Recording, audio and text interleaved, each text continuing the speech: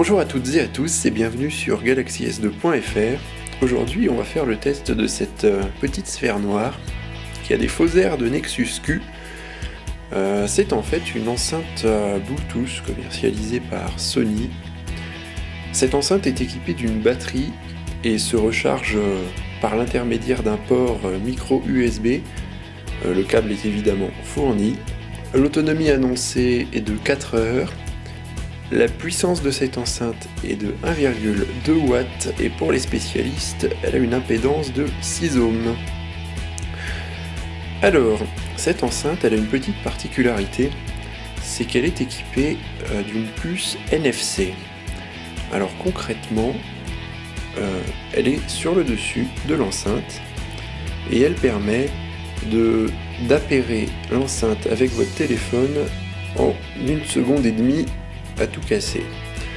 Alors on va faire le tour de cette enceinte et on va regarder ce qu'il y a. Ici, on voit un bouton qui permet de décrocher ou de raccrocher ainsi qu'un micro. Donc ça peut servir d'outil de conférence à plusieurs d'appoint. Ça fonctionne relativement bien d'ailleurs. Donc à l'arrière, la trappe. Donc derrière la trappe, on retrouve le port USB et le slot jack 3 mm 5. Ensuite, continuons notre petit tour. Ici, on a les boutons du volume, donc plus et moins, rien de vraiment compliqué. Donc cette enceinte est équipée d'une technologie de son à 360 degrés d'après Sony. Ça se vérifie assez bien en pratique, ça diffuse dans toutes les directions et on doit ça notamment à la forme un peu particulière de l'orifice de sortie du son. Alors, ici on va faire un essai avec un Galaxy S3 et on va voir que c'est extrêmement simple de relier les deux. Donc, on va prendre un tout petit peu de hauteur pour ça. Donc vous prenez votre téléphone, donc équipé de NFC, celui-ci, vous le posez sur l'enceinte. Donc les deux se sont reconnus et comme on peut le constater, l'appairage est effectué. Donc c'est la petite icône Bluetooth en haut de l'écran et normalement quand vous lancez la lecture,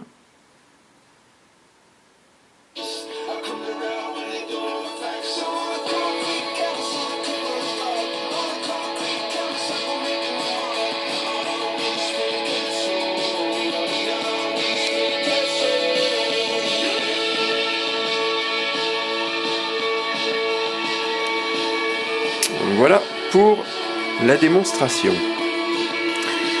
Alors, Sony vous propose également une application donc avec cette enceinte. Cette application, elle a été baptisée Connexion intelligente en français. C'est une traduction malheureuse. Donc, elle permet de définir des événements lorsque vous connectez vos périphériques Sony à votre téléphone. Donc concrètement, on peut configurer cette application pour qu'elle lance le lecteur de musique automatiquement une fois que l'enceinte est connectée. Bon, on peut dire que c'est gadget, mais c'est quand même pas mal fait. Donc on peut le souligner. Voilà donc pour cette enceinte. Au niveau de la qualité du son, on a été vraiment agréablement surpris à la rédaction. Parce que en dépit de sa taille relativement petite, cette enceinte arrive à sonoriser des espaces des volumes assez grands et le son reste très très bon, même quand vous poussez le volume au maximum. Donc évidemment ça manque un peu de basse, c'est pas très équilibré, mais c'est une excellente enceinte d'appoint pour tous ceux qui recherchent une enceinte mobile et qui n'ont pas envie de transporter avec eux quelque chose de plus encombrant. D'autant qu'elle est livrée avec une petite pochette qui permet donc de la trimballer un peu partout. Donc voilà pour l'enceinte Sony SRS BTV5. Elle est compatible iPhone, iPad et mobile Android. Bien évidemment, si vous n'avez pas le NFC sur votre téléphone, ça marche quand même, puisque il suffit d'aller voir sous l'enceinte et en faisant glisser le bouton, l'enceinte peut être reconnue par n'importe quel téléphone Bluetooth. Donc vous l'aurez compris, elle n'est pas réservée aux téléphones équipés de NFC. Voilà, c'est tout pour ce test. Donc, c'est extrêmement positif pour cette petite enceinte.